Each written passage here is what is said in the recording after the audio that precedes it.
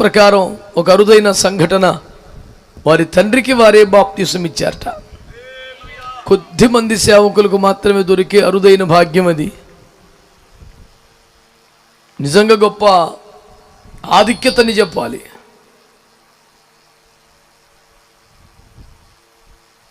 శివయ్య గారు సుగుణ్ రావు గారిని భూమి మీదకి తీసుకొచ్చారు. కానీ సుగుణ్ రావు గారు శివయ్య గారిని పరలోకం వెళ్ళేలాగా ఏర్పాట్లు చేశారు. అది ఏమంత సామాన్యం ముచ్చట కదా, ఒక వ్యక్తి రక్షణలోకి నడిపించడం అంటే.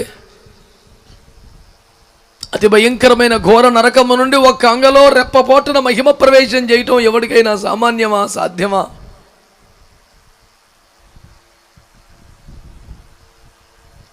రెండు మాటలు నన్ను బాగా సంతోషపరిచాయి సుగుణ్ రావు చెప్పిన 2-3 నిమిషాల్లోనే.